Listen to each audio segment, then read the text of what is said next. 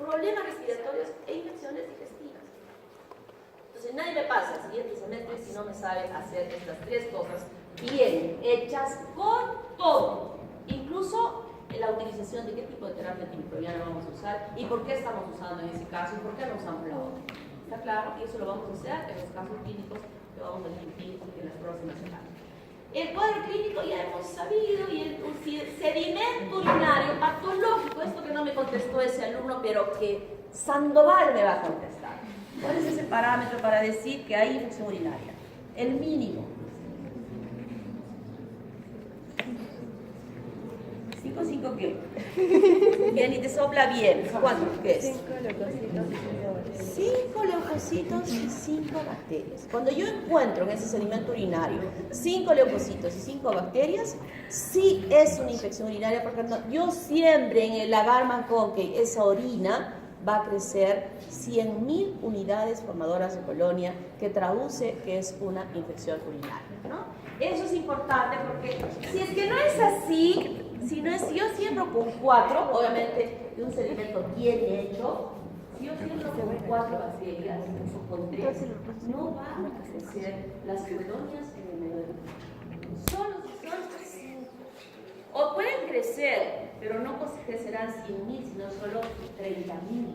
Y para hablar de infección urinaria tiene que ser más de 100.000 unidades formadoras de colonias.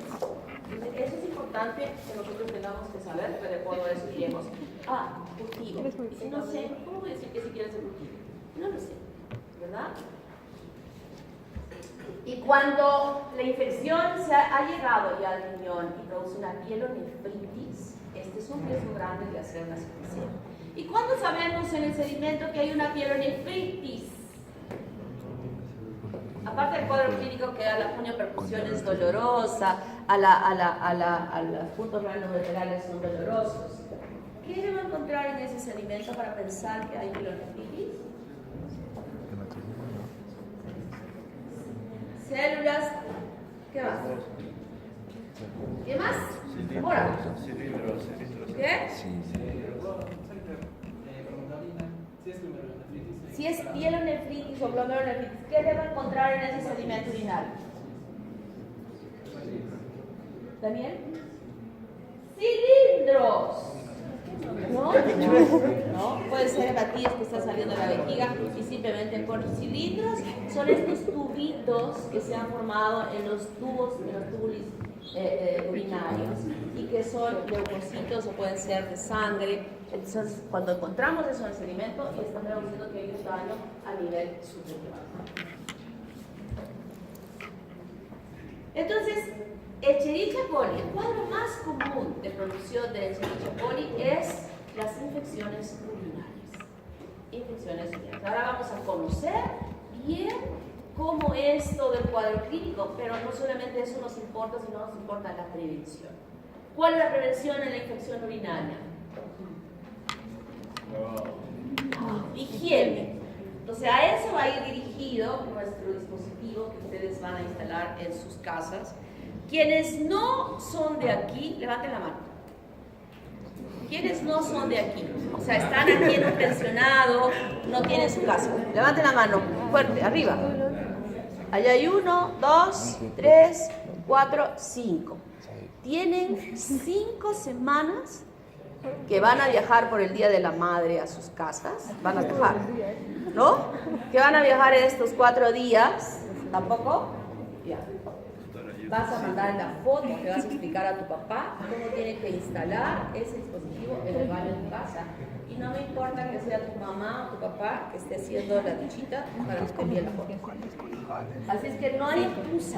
No hay excusa. Yo sé cuando uno vive acá, ¿qué más queda la persona que donde ustedes están alquilando, instalen eso en su casa? Y es más, le explican a la dueña de la casa, tal vez ella se anime a instalar en su propio baño, por la importancia que tiene. De verdad, de verdad. Y cuanto más fotos traigan, mejor. Entonces, como les había dicho, no solo Escherichia coli produce infecciones urinarias, sino también produce otro tipo de infecciones, sobre todo a nivel digestivo, donde hay diferentes Escherichia coli, diferentes especies.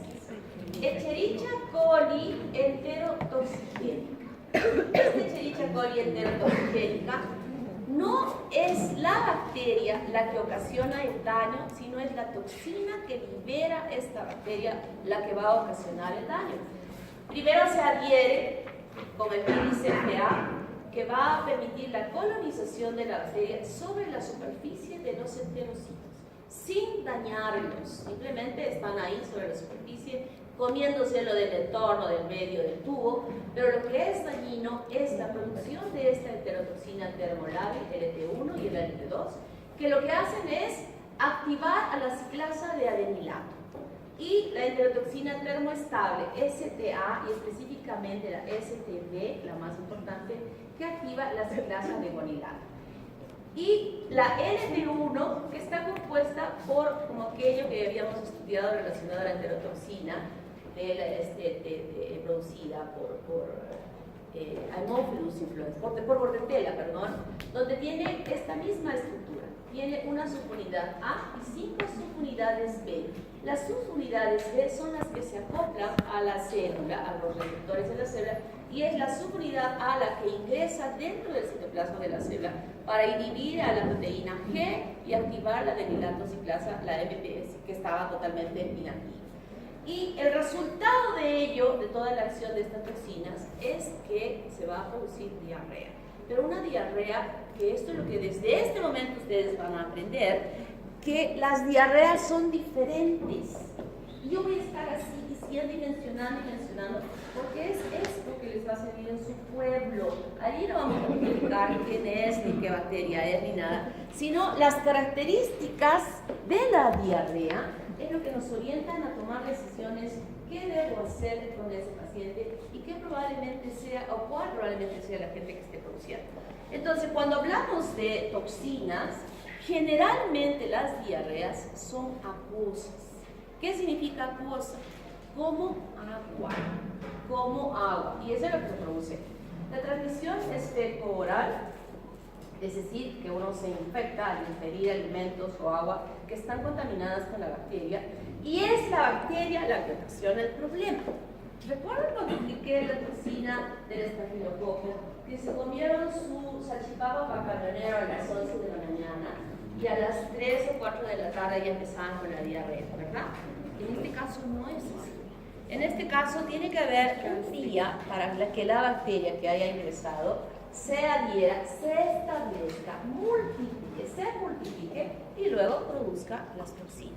O sea, va a haber el antecedente. Cuando nosotros hablemos con el paciente, que el paciente va a referir de que el día anterior, el gringuito que ha llegado de Estados Unidos, donde allí no comen 1 kilo de heces al año, se va, quiero conocer todo de Arequipa, que se come riquísimo. Y se va al mercado tranquilo a comer su sanguchón, estos que venden ahí, que tú cabané niño, debes estar seguro pendiente de comer de eso siempre, y con su cebolla ahí, ¿no? Su salsa de cebollita. ¿Estará bien lavada la cebolla? Aquella que ha venido de Tiabaya, que ha estado bañada, que ha crecido con estas aguas hervidas, definitivamente no.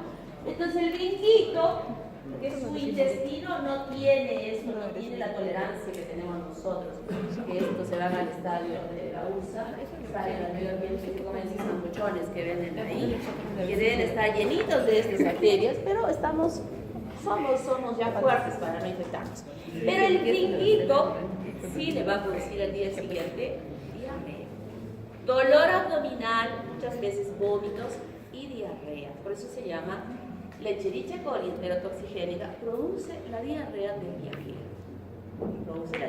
viajero. Y también produce diarrea en niños lactantes. ¿Por qué? Porque esos niños lactantes pues todavía es como el niñito, que no está expuesto a poder contaminarse, y que sí lo va a hacer cuando ya empieza a gatear, cuando ya empieza a coger las cosas y puede introducir en su vía oral a este vía oral. La diarrea es acuosa. Luego tenemos a la Escherichia coli.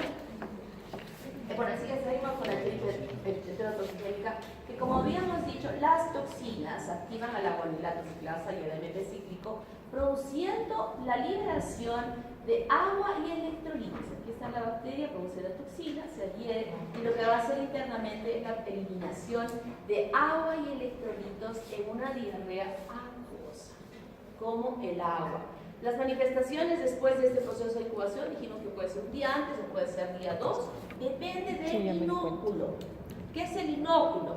Es el número de microorganismos que han ingresado al organismo para poder desarrollar el cuadro clínico, ¿no? O sea, hasta que esa cantidad sea, yo puedo haber metido, por decir, 10 bacterias, pero esas 10 no tienen el potencial de desarrollar la enfermedad. O sea, tienen que multiplicarse para que recién pueda desarrollar la enfermedad. Y puede durar de 3 a 4 días cuando sucede. ¿Por qué 3 o 4 días? ¿Qué pasa en 3 o 4 días? Si nosotros no vamos a tomar nada, ¿qué? El recambio del epitelio normal del tubo digestivo. Recuerden ustedes eso en histología. Las células del tubo digestivo no son permanentes, sino así como en la piel hay un recambio permanente, y ese recambio permanente es de 3 a 4 días. O sea, no hay nada contra la toxina, no tomamos antitóxicos, no podemos. La diarrea va a ceder, el cuadro clínico va a ceder cuando esas células donde se han acoplado las toxinas sean eliminadas, y entonces el cuadro clínico ya no va, progresivamente va a ir desapareciendo en cuanto las células van eliminándose. Estoy hablando de 3 o 4 días de las que recién se están formando, pero aquellas que estuvieron ahí en el tubo, de pronto ya estaban en su tercer o cuarto día, y más prontamente también puede acortarse el cuadro clínico y no extenderse por mucho tiempo. Síntomas: dolor abdominal, náuseas, vómitos y diarrea como el agua. Esa diarrea como el agua es cuando ustedes han ido al baño, saben que han hecho diarrea y ven, y solamente hay una leve turbiedad del agua. No hay masa fecal, sino es como una turbidez, como que el agua que estuvo en la taza se hubiese turbiado. Esa es diarrea acuosa. Esa característica es importante para que ustedes vean. Y cuando, por ejemplo, es el pañal del bebé, es como que hubiera orinado, pero no del color de la orina, sino de un tono amarillento que está bañando el pañal sin necesidad de que haya otros elementos. Eso, al observar ustedes ese pañal, dicen: esta es una diarrea acuosa. ¿Está claro? Esos elementos son muy importantes para que las circunstancias que ustedes van a encontrar realmente pueda servirnos. Escherichia coli enteropatógena. Estas siglas que estoy poniendo acá no son porque quiero simplemente acortar la palabra. No deja de estar en cuanto a celular. ¿Qué?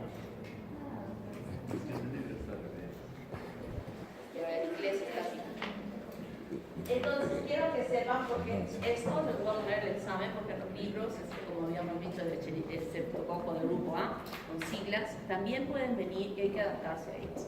¿Cuáles son los factores de virulencia? Aquí los pilis, que forman ACEs, BFP, o sea, que se van formando, que las bacterias se van como acoplando entre ellas, y también la timina, que es una adhesiva de la membrana externa, y de esa manera va a facilitar el establecimiento de la bacteria. Y en este caso, ya no solamente es que la bacteria se adhiere sin dañar la célula, aquí sí la bacteria daña la célula, pero daña las células del epitelio, solamente las células del epitelio, sin dañar los estratos más profundos de ese revestimiento del tubo digestivo. Y lo que va a provocar es la destrucción celular. Y aquí ya no es una diarrea como el agua, es una diarrea además que tiene moco, mucoide. ¿Cómo es una diarrea mucoide? A veces no la llegamos a ver bien, salvo que lo hagamos en un vasín, cuando hacen la deposición o en una chapa. Pero en el niño sí es más fácil, porque las diarreas mucoides brillan. En el otro, en la lámina del pañal, como que ya no hay nada, como que hay agua que ha humedecido el pañal. Pero en este caso, sobre la superficie del pañal hay un brillo. Y cuando hay brillo, significa que ha habido moco. Y una de las bacterias, una, porque son varias, que ocasionan estas son la Escherichia coli enteropatógena. Esto fundamentalmente asociado a diarreas de los niños. Diarrea con fiebre, náuseas, vómitos, mal estado general, diarrea acuosa y mucoide. O sea, el brillo del pañal, o si está en una chanta, hace la diferencia.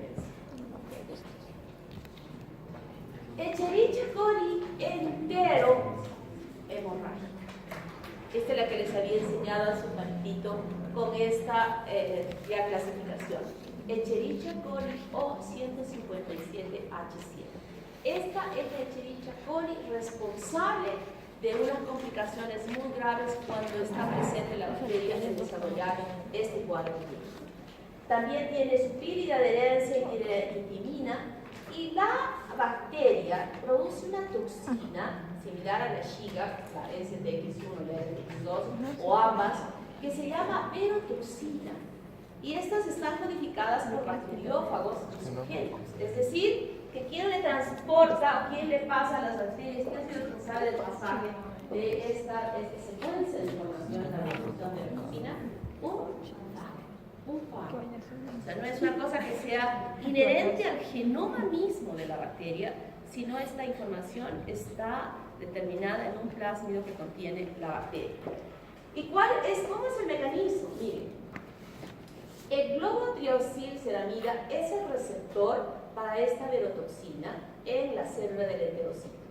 Y lo que va a provocar es la destrucción de la célula, va a haber, por la producción de va a haber una muerte celular, porque lo que hace es alterar la síntesis proteica. Bloquea el enlace dependiente F1 del aminoácido de RNA de transferencia al ribosoma y bloquea la síntesis proteica. Al bloquear la síntesis proteica produce una destrucción, una necrosis de la célula, y al dañarla completamente va a dañar también la membrana basal, y lo que va a provocar es una diarrea sanguinolenta.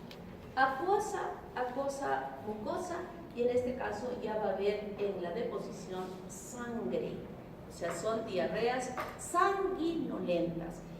No es lo mismo cuando yo digo sanguinolenta hablar de una diarrea que sea pura sangre.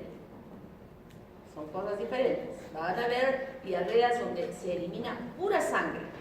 Pero cuando digo sanguinolenta, significa que va a haber muestra de heces de apariencia un tanto normal, pero que están mezcladas con sangre. ¿Está claro? Y eso es producida por esta bacteria que es la Escherichia coli enterotoxigénica. No solamente, ojo, el daño que produce esta bacteria está relacionada al enterocito, sino que está relacionada a un cuadro clínico que es bastante grave, que se llama el síndrome urémico hemolítico o síndrome hemolítico urémico, que es un cuadro sumamente grave. El periodo de incubación para el desarrollo de esta infección es de 3 a 4 días, es una diarrea, inicialmente es una diarrea acuosa, no sanguinolenta, con dolor abdominal y vómitos, pero luego en el transcurso del segundo o tercer día ya va a progresar a una diarrea sanguinolenta con una colitis hemorrágica, con mucho dolor abdominal, sin fiebre, y lo extraño es que cuando nosotros evaluamos esa deposición no hay polimorfos nucleares en esas heces, que sí hay cuando vemos estas diarreas así sanguinolentas, por ejemplo, producidas por Shigella. Son parámetros que ya nos ayudan a nosotros a poder pensar que estamos frente a este caso. La complicación grave y que generalmente se presenta es el síndrome hemolítico urémico en niños menores de 5 años. Es un cuadro grave. Cuando yo estoy diciendo síndrome hemolítico urémico, significa que van a haber trastornos de la sangre en cuanto a coagulación y daño renal. Quien sale de este cuadro muchas veces puede llegar a ser una insuficiencia renal por el daño que se ha producido, y muchas veces también el cuadro puede ser mortal, ¿no? Entonces esta insuficiencia renal aguda puede llevar a la insuficiencia crónica y traducirse en hipertensión, y puede haber también por la verotoxina, que es una toxina que no solamente tiene afecciones a nivel digestivo, sino puede tener compromiso neurológico, que daña, que muchas veces se confunden al inicio, que puede estar haciendo una encefalitis del paciente porque hay compromiso del sensor. O sea, esta toxina, la verotoxina producida por esta Escherichia coli, realmente es bastante grave, como habíamos visto, asociada a este cuadro clínico que es severo. ¿Y dónde se presenta con mucha frecuencia esta infección? Cuando la gente tiene el hábito de comer carnes crudas. Y es un cuadro que se presenta con muchísima frecuencia en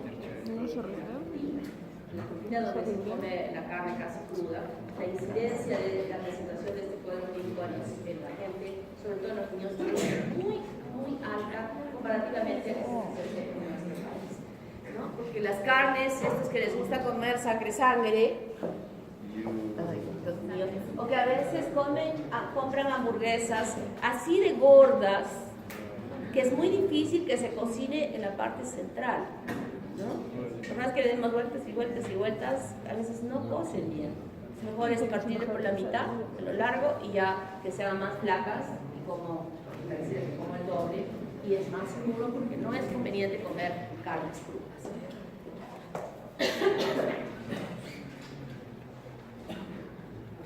Luego tenemos a la Escherichia coli enteroagregativa. Miren cuántos cuadros clínicos ya hay de Escherichia coli, ¿verdad? ¿Cómo se llamaba la Escherichia coli que ocasiona la diarrea de la piel? Enterotóxica. Enterotoxigénica. Oye, si les tomo un examen ahorita, así violento, creo que voy a hacer eso. Y luego, Mora, te doy para que califiques.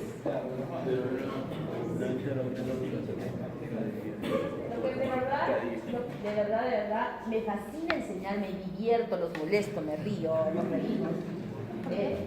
Eso me encanta. Lo que no me gusta es hacer exámenes y menos calificar. Nada, Esa es la parte horrible de enseñar.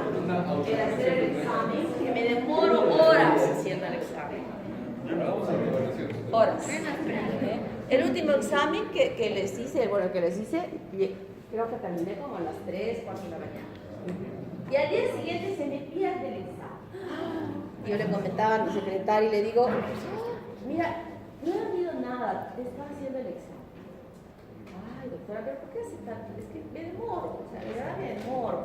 Me pongo en la posición de ustedes. Y si este va a entender de esta manera, no, tengo que cambiar porque tiene que estar claro. Y si este va a entender de esta manera, va a ver la respuesta, o sea, va a estar bien.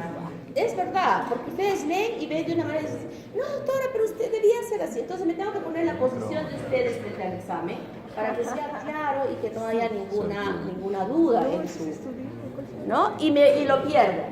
Y no había las hojas del examen para imprimir. No, ya las había impreso, no había. Y me dice mi secretaria, no se preocupe, vuelvan a hacer. Sí, felizmente la encontré, estaba traspapelada entre los papeles. Bueno, entonces, ya no les tomo exámenes. Escherichia coli enteroagregativa. Factores de virulencia, las fibras son importantes, estas las habíamos nombrado justamente al inicio, que facilitaban la adherencia y la agregación. Acuérdense lo que es agregación, que las bacterias se junten unas a otras del mismo tipo. ¿Se acuerdan cuando les expliqué? Entonces eso es lo que sucede aquí, porque se van agregando entre ellas, se van superponiendo entre ellas, y estas justamente cuando ya se desarrolla el cuadro clínico estimulan la secreción de moco que atrapa las bacterias en una biopelícula que recubre el intestino delgado. O sea, ahí están atrapadas en el moco, pero que esta presencia, este nivel, no es que sean inocuas, sino que van dañando las microvellosidades que existen en el revestimiento del epitelio. ¿Se acuerdan la histología, verdad? ¿Se acuerdan las microvellosidades? ¿Qué función tenían las microvellosidades del intestino? ¿Qué? La absorción. Para eso es. El intestino es un tubo de 7 metros, ¿verdad? Sobre esos 7 metros están los repliegues.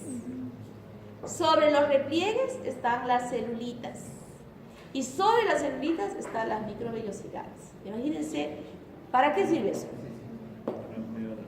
Para ampliar la superficie de absorción. O sea que si limásemos todas las vellosidades, las microvellosidades, seríamos poquitos, porque no podría estar absorbidos.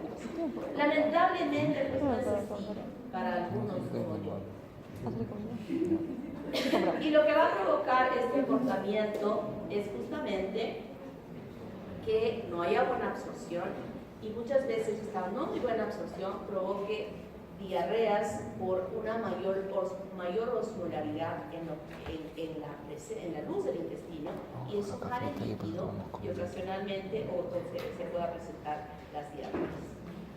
El diagnóstico diagnóstico es muy importante.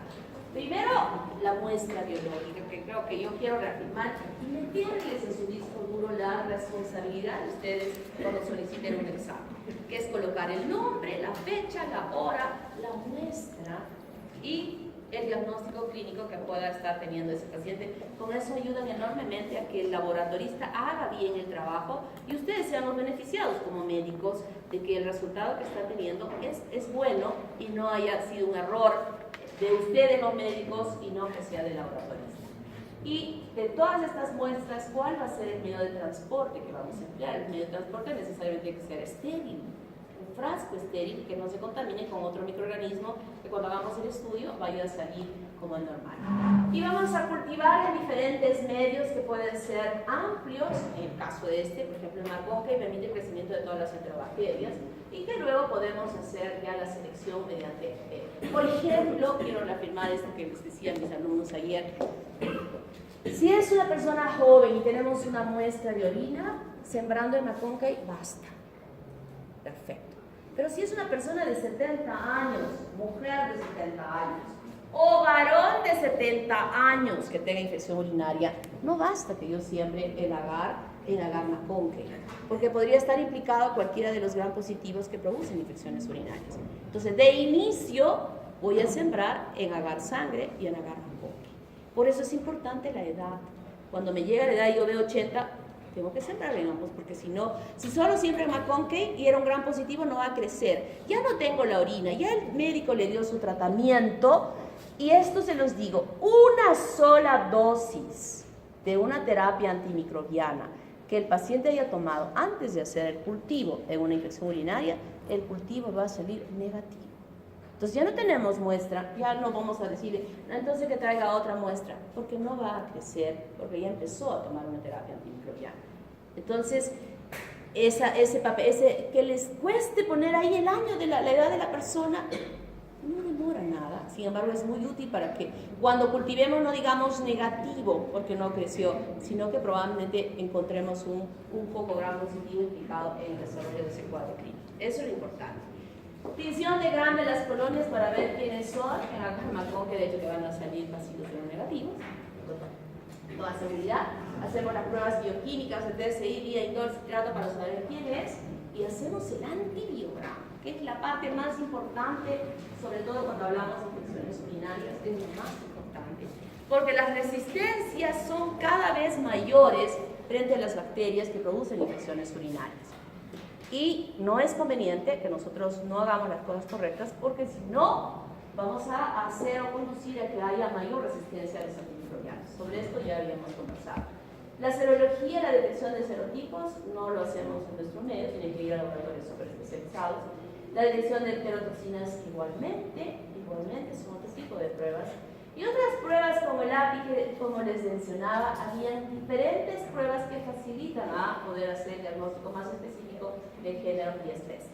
En las infecciones del tracto urinario, hemos dicho, todas las indicaciones que hemos mencionado en la práctica son importantes. Primera orina de la mañana, higiene prolija de los genitales, receptor de boca ancha y estéril, y guardar la orina en el refrigerador hasta llevar al laboratorio y no dejar la ventana del baño donde el calor va a hacer que se multipliquen más las bacterias. Hacemos un seguimiento correcto y decimos que es positivo cuando hay más de 5 bacterias o leucocitos por campo. De esto ya nosotros podemos hacer el cultivo y probablemente con seguridad nos va a salir el cultivo positivo con más de 100.000 unidades formadoras de colonias en esa orina. Y luego de esto va a ser la prueba del antibiograma. Hemos visto a los leucocitos en la práctica, habíamos visto Matías y hemos visto a las bacterias, ¿no? Esto es un, ¿cómo voy a decir que esto no es infección urinaria? Incontables, ponemos ahí. Leucocitos incontables, bacterias incontables, hematías incontables, células epiteliales incontables. Es una infección urinaria cantarita. El paciente está que viene así, que está pidiendo el baño para orinar a cada ratito, se muere olor. Por favor, esa no es nuestra misión, diagnosticar en ese estado, ¿verdad? Nuestra misión es diagnosticar cuando recién se está produciendo, para evitar luego complicaciones. Ahí, para eso estudiamos. No estudiamos para diagnosticar enfermos con todos los signos y síntomas de la enfermedad, sino tener el conocimiento y la destreza de saber diagnosticar con los elementos, si son 20 los que se encuentran, que con 3 que yo encuentre puedo decir, esto es esto. Esa es la diferencia que tenemos nosotros con la semiología y la clínica de los médicos europeos, que necesitan todo el arsenal del laboratorio y también de Estados Unidos para poder hacer un diagnóstico. En cambio, los latinos y específicamente los peruanos y específicamente los de la católica tienen esa agudeza para poder hacer sus diagnósticos. Se los digo en serio, ya se los he comentado creo que alguna vez salía de una clase y de pronto veo un chico que ya había terminado muchos años atrás y corre y me abraza, doctora, qué gusto verla y gracias y gracias y gracias. Entonces yo me quedaba sorprendida que me abrazase y me dijese gracias. Gracias. Yo decía unos alumnos más chinches acá que andaba diciendo, ay, que no nos enseña, que esto, que aquello, que siempre hay que andan protestando y protestando. Y me doy cuenta que sabía demasiado. Ahora los miro a los del resto así por sobre el hombro y hago así, porque diagnostico sin laboratorio muchas cosas que los demás me dicen, ¿y cómo puedes decir que es eso? Te equivocaste cuando sale del examen, exactamente es como él había diagnosticado inicialmente. O sea que la clínica, esto que los molesta de aprender, es bueno. Sobre todo cuando están preparándose para hacer su salud en su pueblo donde no hay nada. Recuerden, no hay nada. Tratamiento. Siempre que tenemos un cuadro de infección urinaria no vamos a esperar los 3 días de cultivo y antibiograma para hacer el tratamiento del paciente, de la mujer que se muere de dolor y de ardor y que ya no puede más. No. Primero le vamos a decir que tenga que llevar la muestra al laboratorio dando las indicaciones correctas y que luego de que haya dejado la orina en el laboratorio debe iniciar una terapia antimicrobiana ya buena, o sea, con el conocimiento que yo tengo, en forma empírica. Cuando salga el resultado del cultivo, yo seguiré usando, si el que yo empecé a usar está bien, o tendré que hacerle el cambio.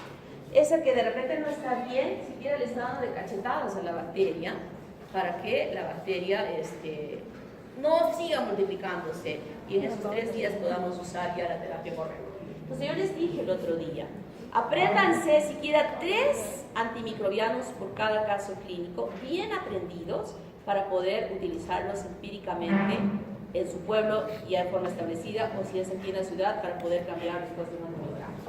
Y de acuerdo a la severidad, yo no voy a usar un aminoglicósido si recién tiene 5 bacterias y 5 leucocitos en el sedimento. De ninguna manera. Ese cuadro recién se está desarrollando. Esto voy a usar cuando ya tiene, pues, incontable.